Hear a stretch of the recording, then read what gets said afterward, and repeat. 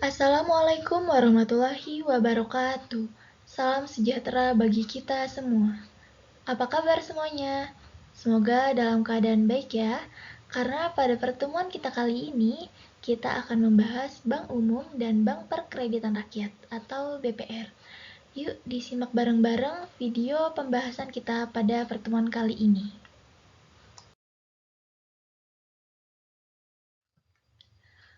Pokok pembahasan yang akan kita bahas pada pertemuan kali ini adalah yang pertama, kegiatan Bank Umum, yang kedua, kegiatan Bank Perkreditan Rakyat, dan yang ketiga, kegiatan bank campuran dan asing.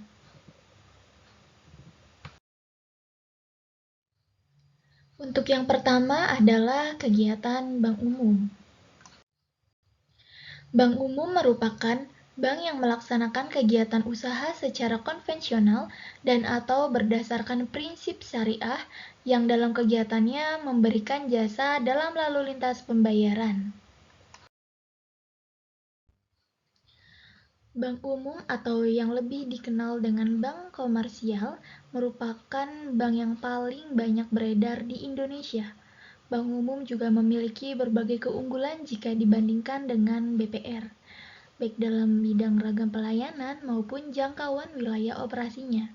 Artinya, Bank Umum memiliki kegiatan pemberian jasa yang paling lengkap dan dapat beroperasi di seluruh wilayah Indonesia. Kegiatan Bank Umum meliputi kegiatan yang pertama adalah menghimpun dana. Kegiatan ini merupakan kegiatan membeli dana dari masyarakat. Kegiatan ini pun dikenal dengan kegiatan funding. Kegiatan membeli dana dapat dilakukan dengan cara menawarkan berbagai jenis simpanan. Simpanan sering disebut dengan nama rekening atau account. Kegiatan yang kedua adalah menyalurkan dana atau lending. Kegiatan ini merupakan kegiatan menjual dana yang berhasil dihimpun dari masyarakat. Kegiatan ini pun sering dikenal dengan lending. Penyaluran dana yang dilakukan oleh bank dilakukan melalui pemberian pinjaman ke dalam masyarakat yang lebih dikenal dengan nama kredit. Kredit yang diberikan oleh bank terdiri dari beberapa jenis, tergantung dari kemampuan bank yang menyalurkannya. Demikian pula dengan jumlah serta tingkat suku bunga yang ditawarkan. Sebelum kredit dikucurkan, bank terlebih dahulu menilai kelayakan kredit yang diajukan oleh nasabah. Kelayakan ini meliputi berbagai aspek penilaian. Penerima kredit akan dilaksanakan bunga kredit yang besarnya tergantung dari bank yang menyalurkannya. Besar kecilnya bunga kredit sangat mempengaruhi keuntungan bank, mengingat keuntungan utama bank adalah dari selisih bunga kredit dengan bunga simpanan. Kegiatan bank umum yang ketiga adalah memberikan jasa-jasa lainnya atau servis. Jasa-jasa bank lain merupakan kegiatan penunjang untuk mendukung kelancaran kegiatan menghimpun dan menyalurkan dana. Sekalipun sebagai kegiatan penunjang, kegiatan ini sangat banyak memberikan keuntungan bagi bank dan nasabah. Bahkan dewasa ini, kegiatan ini memberikan kontribusi keuntungan yang tidak sedikit bagi keuntungan bank. Apalagi keuntungan dari spread base semakin mengecil, bahkan cenderung negatif spread, atau bunga simpanan lebih besar dari bunga kredit. Pada kegiatan menghimpun dana, terdapat penyaluran jenis-jenis simpanan bank, yakni yang pertama ada simpanan giro atau demand deposit. Simpanan giro merupakan simpanan pada bank yang penarikannya dapat dilakukan dengan menggunakan cek atau bilet giro. Kepada setiap pemegang rekening giro akan diberikan bunga yang akan dikenal dengan nama jasa giro.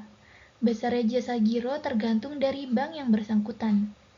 Rekening giro biasanya digunakan oleh para usahawan, baik untuk perorangan maupun perusahaannya. Bagi bank jasa giro merupakan dana murah karena bunga yang diberikan kepada nasabah relatif lebih rendah daripada bunga simpanan lainnya. Simpanan selanjutnya adalah simpanan tabungan atau saving deposit. Simpanan ini merupakan simpanan pada bank yang penarikannya sesuai dengan persyaratan yang ditetapkan oleh bank. Penarikan tabungan dilakukan menggunakan buku tabungan, slip penarikan, kwitansi, atau kartu ATM. Kepada pemegang rekening tabungan akan diberikan bunga tabungan yang merupakan jasa atas tabungannya. Sama seperti halnya dengan rekening giro, besarnya bunga tabungan tergantung dari bank yang bersangkutan. Dalam praktiknya, bunga tabungan lebih besar daripada jasa giro. Kemudian ada juga simpanan deposito atau time deposit. Deposito merupakan simpanan yang memiliki jangka waktu tertentu atau jatuh tempo. Penarikannya pun dilakukan sesuai dengan jangka waktu tersebut. Namun, saat ini sudah ada bank yang memberikan fasilitas deposito yang penarikannya dapat dilakukan setiap saat. Jenis deposito pun beragam sesuai dengan keinginan nasabah. Dalam praktiknya, jenis deposito terdiri dari deposito berjangka, sertifikat deposito, dan deposit on call.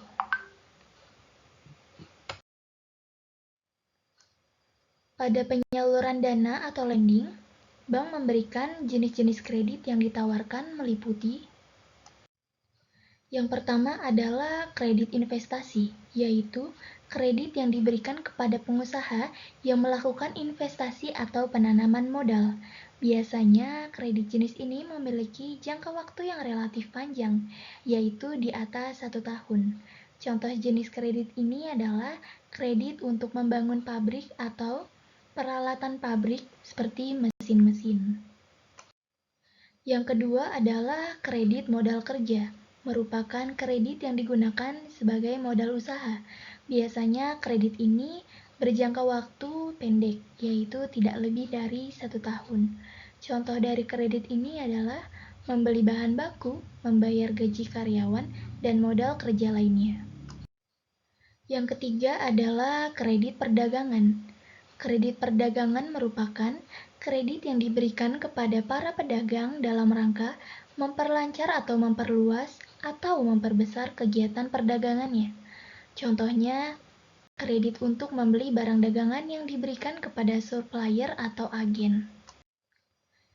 Kemudian yang keempat adalah kredit produktif, merupakan kredit yang dapat berupa investasi, modal kerja, atau perdagangan.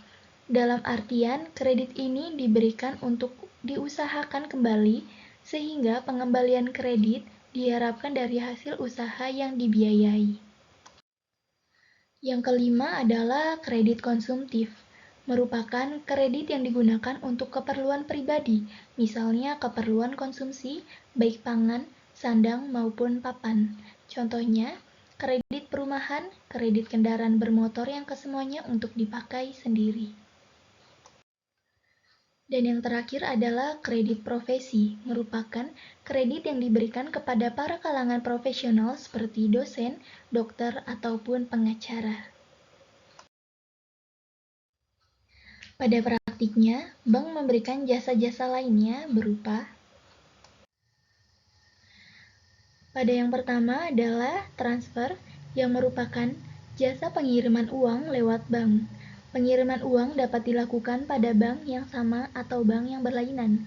Pengiriman uang juga dapat dilakukan dari tujuan dalam kota, luar kota, maupun luar negeri.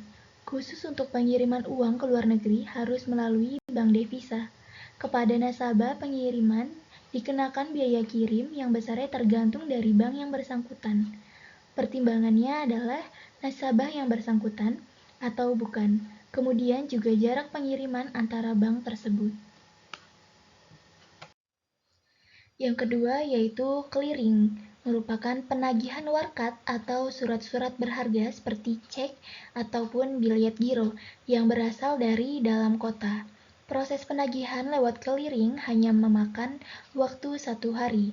Besarnya biaya penagihan tergantung dari bank yang bersangkutan.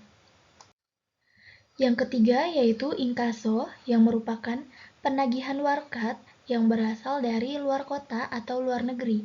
Proses penagihan lewat inkaso tergantung dari jarak lokasi penagihan dan biasanya memakan waktu 1 minggu ataupun 1 bulan. Besarnya biaya penagihan tergantung dari bank yang bersangkutan dengan pertimbangan jarak serta pertimbangan lainnya. Yang keempat adalah kartu kredit atau bank card.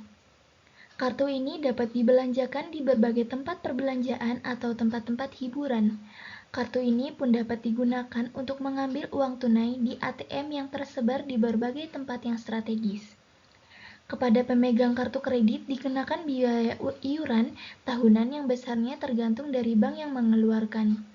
Setiap pembelanjaan memiliki tenggang waktu pembayaran dan akan dikenakan bunga dari jumlah uang yang telah dibelanjakan jika melewati tenggang waktu yang telah ditetapkan. Dan yang selanjutnya adalah Letter of Credit atau LC, merupakan surat kredit yang diberikan kepada para eksportir dan importir yang digunakan untuk melakukan pembayaran atas transaksi ekspor-impor yang mereka lakukan. Dalam transaksi ini, terdapat dari berbagai macam jenis LC, sehingga nasabah dapat meminta sesuai dengan kondisi yang diinginkannya. Untuk pembahasan yang kedua adalah Bank Perkreditan Rakyat atau BPR. BPR adalah bank yang melaksanakan kegiatan usaha secara konvensional atau berdasarkan prinsip syariah yang dalam kegiatannya tidak memberikan jasa dalam lalu lintas pembayaran.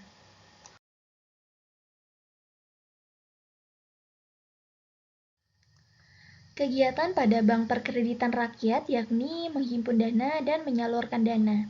Pada penghimpunan dana, yakni ada simpanan tabungan atau saving deposit dan ada pula simpanan deposito atau time deposit. Pada penyaluran dana, Bank Perkreditan Rakyat menyalurkan dana melalui kredit investasi, kredit modal kerja, dan kredit perdagangan. Bank Perkreditan Rakyat atau BPR menyediakan pembiayaan dan penempatan dana berdasarkan prinsip syariah sesuai dengan ketentuan yang ditetapkan oleh Bank Indonesia. BPR pun menempatkan dananya dalam bentuk sertifikat Bank Indonesia atau SBI. Kegiatan BPR pada dasarnya sama dengan kegiatan bank umum, hanya yang menjadi perbedaan adalah jumlah jasa bank yang dilakukan BPR jauh lebih sempit. BPR dibatasi dari berbagai persyaratan, sehingga tidak dapat berbuat seleluasa bank umum. Keterbatasan kegiatan BPR juga dikaitkan dengan misi pendirian BPR itu sendiri. Karena keterbatasan yang dimiliki oleh BPR, maka ada beberapa larangan yang tidak boleh dilakukan BPR. Larangan ini meliputi menerima simpanan giro, mengikuti kegiatan clearing, melakukan kegiatan valuta asing, dan yang terakhir, melakukan kegiatan perasuransian. Bank asing dan bank campuran yang bergerak di Indonesia adalah jelas bank umum. Kegiatan bank asing dan bank campuran memiliki tugas yang sama dengan bank umum. Perbedaan kegiatan bank asing dan bank campuran dengan bank umum milik Indonesia adalah mereka lebih dikhususkan dalam bidang-bidang tertentu dan ada larangan tertentu yang pula dalam melakukan kegiatannya.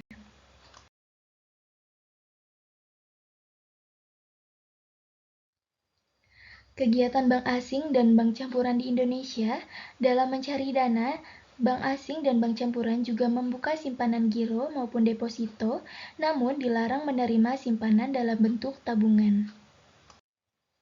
Dalam hal pemberian kredit, yang diberikan lebih diarahkan ke bidang-bidang tertentu saja, seperti yang pertama, perdagangan internasional, yang kedua, bidang industri dan produksi, yang ketiga, penanaman modal asing atau campuran, dan yang keempat, kredit yang tidak dapat dipenuhi oleh bank swasta nasional. Khusus untuk jasa-jasa bank lainnya juga dapat dilakukan oleh bank umum campuran maupun bank asing, sebagaimana layaknya bank umum yang ada di Indonesia, seperti jasa transfer, inkaso, clearing, jual beli valuta asing, kartu kredit, jasa bank draft, jasa safe deposit box, jasa pembukaan dan pembayaran LC, jasa bank garansi, jasa bank NES, jasa jual beli traveler check, dan jasa lainnya.